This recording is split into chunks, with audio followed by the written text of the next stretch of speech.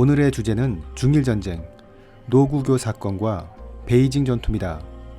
1932년 중국의 동북지방에 만주국이 건국됩니다. 만주국은 겉으로는 독자적인 법률과 행정을 보유하고 있었지만 그곳에 주둔하고 있던 일본의 관동군이 만주국 권력의 핵심을 차지하고 있었습니다. 이렇게 국가의 기반을 형성한 만주국은 이듬해인 1933년 영토 확장에 나서게 됩니다. 만주군과 관동군으로 구성된 약 10만 명의 병력이 열화성으로 투입되자 중국의 국민당 정부는 자신들의 힘이 열세인 것을 인정하고 확전을 막아야 한다는 생각에 만주국에 자신들의 영토 일부를 내어주는 당고협정을 체결합니다. 이후 중국의 장개석은 관동군을 중심으로 한 만주국이 다시 자신들의 영토를 침범할 것이라고 예견하고 그때를 대비한 전쟁 준비에 들어갑니다. 중국은 독일 군사고문의 자문을 받아서 기존의 비대해진 군대를 축소하고 현대적인 무기를 도입하고 자체적인 생산시설도 확충합니다. 이 당시 일본의 내각과 군부의 일부에서는 중국과의 전쟁을 반대하는 목소리가 높았습니다. 그중 대표적인 인물이 이시와라 간지였는데 이 사람은 만주국을 건국하는데 주도적인 인물이었고 1937년에는 일본군 참모본부의 작전부장 자리에 있었습니다. 그는 다음과 같은 주장을 합니다. 일본의 가장 큰 적은 소련이다. 일본은 소련과의 전쟁에 대비하기 위해 국력을 확충하는 데 집중해야 하고 그 전까지는 중국 등 다른 나라와 전쟁을 피해야 한다. 만일 일본이 중국을 상대하느라 힘을 뺀다면 결국 이득을 보는 것은 소련과 중국 공산당이 될 것이다. 라고 주장합니다. 하지만 만주의 관동군은 본국의 승인을 받지 않고 자신들이 독자적으로 행동에 나섭니다. 관동군은 중국의 만주국 같은 괴뢰 정부를 또 하나 만들기 위해 화베이 지방에 있는 중국의 군벌들을 보습해서 기동방공 자치정부를 설립하고 영향력 확대에 나서게 됩니다. 이렇게 긴장감이 고조되는 와중에 1937년 7월 7일 갑자기 중일전쟁이 발발합니다. 이 중일전쟁은 노구교 사건에서 촉발되는데 이 노구교는 베이징의 서남쪽에 위치한 다리를 말합니다. 중국어로는 루거우 차우라고 하고 이 다리를 서양에서는 마르코폴로 다리라고 불렀습니다. 이날 저녁 진화 주둔군의 제1보병연대 소속 8중대 인원 500여 명이 야간 훈련에 나서게 됩니다. 여기서 잠시 일본 육군의 편제에 대해서 살펴보겠습니다. 일본 육군은 크게 본토 방위군, 대만군, 조선군, 관동군, 진화군으로 나눌 수 있습니다. 여기서 진화군이 우리에게는 좀 생소할 수 있는데요. 이 진화는 중국의 또 다른 명칭입니다. 1900년에 중국에서 의화단 운동이 발생하게 되고 이를 진압하기 위해서 이 진화군이 투입됩니다. 그 이후에도 이 군대는 계속 주둔하고 있다가 중일전쟁에서 진화군은 중심적인 역할을 하게 됩니다. 다시 노구교 사건으로 돌아와서 7월 7일 16시 8중대는 부대를 출발해서 훈련 장소인 용왕묘로 향합니다.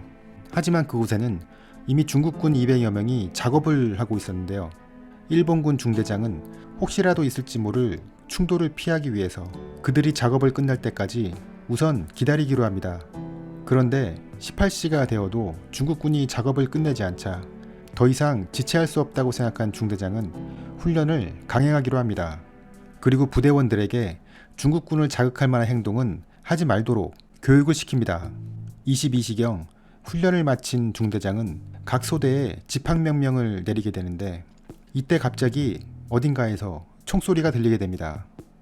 이날의 총소리에 대해서 훗날 중국 측에서는 일본군이 전쟁을 일으키기 위해 중국군을 향해 일부러 총을 쏘았다라고 주장하고 있고 일본 측에서는 중국군이 일본군을 향해 먼저 쏘았다라고 주장하는 등 양측의 진술이 엇갈리고 있습니다. 이러한 상황에서 이 8중대는 병력을 점검하게 되는데 이때 병사 한 명이 행방불명되는 사건이 발생합니다. 그래서 중대장은 이 사실을 대대장에게 보고하게 되고 대대장은 또 연대장에게 보고를 하게 됩니다. 이후 밝혀진 사실에 따르면 이 당시 행방불명됐던 병사는 잠깐 용본을 보기 위해서 부대를 이탈했던 것이고 이후 멀쩡하게 부대로 복귀하게 됩니다. 한편 병사가 사라졌다는 보고를 받은 연대장은 대대장에게 중국과의 협상을 진행하도록 하고 동시에 군사적인 행동도 취하라고 명령합니다.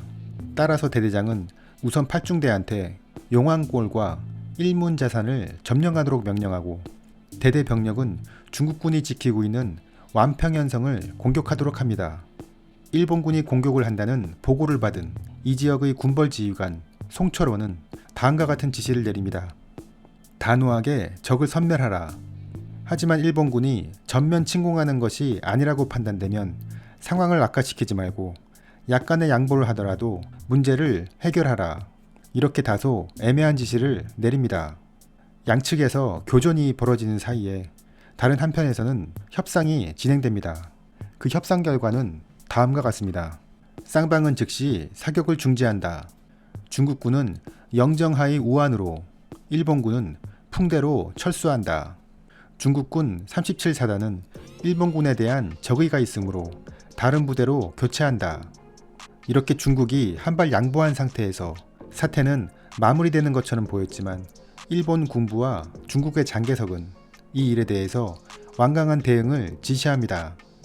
이 당시 일본에서는 이 기회에 군대를 움직여서 중국의 화북을 제2의 만주국으로 만들자는 의견과 소련의 위협이 현존하는 상태에서 중국과의 전쟁은 피해야 한다는 의견이 대립하고 있었습니다. 하지만 중국 정부가 군대를 움직이고 있다는 소식이 들리자 현지 일본 상인과 정착민들을 보호한다는 명분으로 군대를 중국으로 파견하기로 결정합니다. 장개석은 군대를 북쪽으로 이동시키면서 다음과 같은 성명을 발표합니다. 중국의 영토와 주권이 침해되는 것을 허용한다면 이것은 중화민족 앞에서 용서받을 수 없는 죄를 범하는 것이다. 중국의 주권은 전쟁을 치르는 한이 있어도 희생될 수 없다. 일단 전쟁이 시작된다면 물러서지 않을 것이다. 이렇게 중일전쟁이 시작됩니다. 일본군은 먼저 베이징을 점령하기로 결정합니다. 당시 일본군의 전력은 본토에서 파견된 3개 사단, 관동군 2개 여단, 조선군 1개 사단으로 구성되어 있었고 병력은 3만 명이었습니다. 이에 대항하는 중국군은 송철원이 지휘하는 29군으로 병력은 8만 명입니다. 7월 26일 일본군은 장갑차와 전투기를 앞세워서 랑팡을 공격하기 시작하고 이곳의 중국군은 괴멸됩니다. 다음 날에는 일본군의 항공대와 기병대가 통주를 공격하고 이에 중국군은 1,000명의 사상자가 발생합니다. 조선군 24단의 기계화 부대가 베이징의 남쪽을 공격하고 관동군의 2개 여단이 서쪽을 공격합니다. 그리고 일본 해군은 텐진항에 한포 사격을 실시합니다. 일본군이 베이징을 포위하고 공격해 들어가자 중국군은 저항을 포기하고 바오딩으로 퇴각합니다. 베이징을 점령한 일본군은 텐진도 공격해서 하루 만에 점령합니다. 이 전투에서 중국군의 사상자는 1만 6천 명, 일본군의 사상자는 단 600명이었습니다. 베이징과 텐진을 빼앗긴 중국 정부는 이를 만회하기 위한 계획을 세우게 되는데 그 일환으로 실시된 것이 바로 국공합작입니다. 당시 중국 공산당은 장개석에게 패해서 거의 붕괴 상태에 있었는데 이러한 상황에서 일본과의 전쟁이 임박해지자 공산당은 이를 이용해서 자신들의 세력을 다시 키우기로 합니다. 따라서 공산당은 장개석에게 계속 협력을 하자고 요청했고 결국 일본이 전쟁을 일으키면서 공산당이 그토록 바라던 국공합작이 이루어지게 됩니다. 국공합작의 내용은 다음과 같습니다. 공산당은 국민당에 대한 적대 행위를 중단한다. 공산당은 적화통일을 포기한다. 공산당의 홍구는 국민혁명군의 팔로군으로 계칭한다. 팔로군은 3개의 사단으로 구성되며 병력은 4만 2천 명이었고 그 밖에 전국의 산악지대에서 활동하던 빨치산 1만 3천 명도 국민혁명군 제4군으로 편성됩니다. 하지만 중국 공산당은 일본과의 전쟁에서 적극적으로 임할 생각이 없었고 이는 단지 자신들의 세력을 확장할 절호의 기회라고 판단합니다. 그래서 모택동은 비밀리에 당 간부들에게 다음과 같은 지시를 내립니다. 일본과의 전쟁은 우리 당이 발전할 수 있는 절호의 기회다.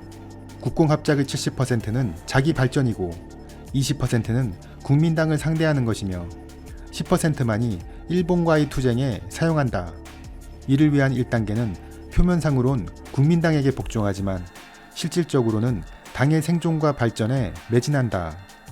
2단계는 공산당의 역량을 2, 3년 안에 완성시키고 국민당에 대항할 수 있는 수준으로 발전시킨다.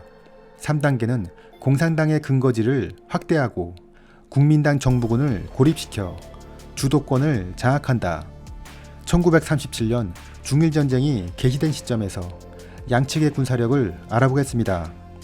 먼저 육군을 살펴보면 중국은 사단 300개, 정규군 200만 명, 예비군 230만 명입니다. 하지만 당시 실제로 사단이 300개나 되었는지는 정확히 밝혀진 것이 없고 단지 중앙의 30여 개 전도의 사단이 현대적인 무기를 갖추고 있었습니다. 그리고 나머지 사단들은 장비를 제대로 갖추지 않고 있었습니다.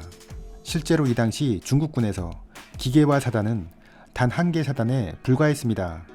반면 일본 육군은 사단 17개, 여단 13개로 구성되어 있고 정규군은 38만 명, 예비군은 190만 명입니다. 중국 해군은 경순양함 10척, 구축함 3척, 포함 26척 등 총 120척을 가지고 있었는데 대부분 크기가 작고 노후화되어 있었기 때문에 해상작전에 사용하기에는 어려움이 있었습니다. 반면 일본 해군은 항공모함 4척, 전함 9척, 순양함 33척, 구축함 102척으로 총 285척이 있었고 이는 영국과 미국에 이어서 세계 3위의 해군력이었습니다. 중국 공군은 국방비의 35%를 배정받으면서 많은 성장을 이루었는데 항공기는 약 600여 대를 보유하고 있었고 조종사는 700명 정도였습니다. 일본군에는 공군이 없었고 육군과 해군에서 항공대를 운영하고 있었는데 육군기는 800대, 해군기는 730대 정도였고 이 중 중국전선에서 가용한 항공기는 총 440대 정도, 조종사는 3,000명을 보유하고 있었습니다. 중국의 무기 생산력을 살펴보면 아직 농업국가에서 공업국가로 성장하지 못했기 때문에 소총이나 기관총, 탄약 정도를 생산하는 것이 전부였습니다. 반면 일본의 연간 무기 생산 능력은 항공기 1,500대, 대포 700문, 전차 300대, 차량 1만 대, 군함 5만 톤 정도였습니다. 일본의 전쟁 계획은 사실 구체적으로 갖고 있는 것이 없었습니다. 일본은 중국과의 전쟁을 2개월 안에 끝내고 빨리 소련과의 전쟁에 대비한다는 대략적인 계획만 가지고 있었는데 이때는 중국과의 전쟁에서 자신들이 패한다는 생각은 전혀 하고 있지 않았습니다. 중국은 자신들이 일본보다 열세이지만 일본은 소련이나 미국, 영국의 위협을 받고 있기 때문에 군사력을 전부 중국에 투입할 수 없다고 생각했습니다. 따라서 중국군은 지구전, 유격전, 지연전술을 펼치기로 합니다. 각 지역은 방어선을 구축하며 병참선을 확보하고 국민을 총동원해서 결전에 임하기로 합니다. 그리고 일본군이 방어선을 돌파한다면 또 다른 방어선을 만들어서 일본군을 지치도록 한다는 것이 계획이었습니다. 이렇게 베이징을 점령한 일본군은 다음으로 상해를 공격합니다.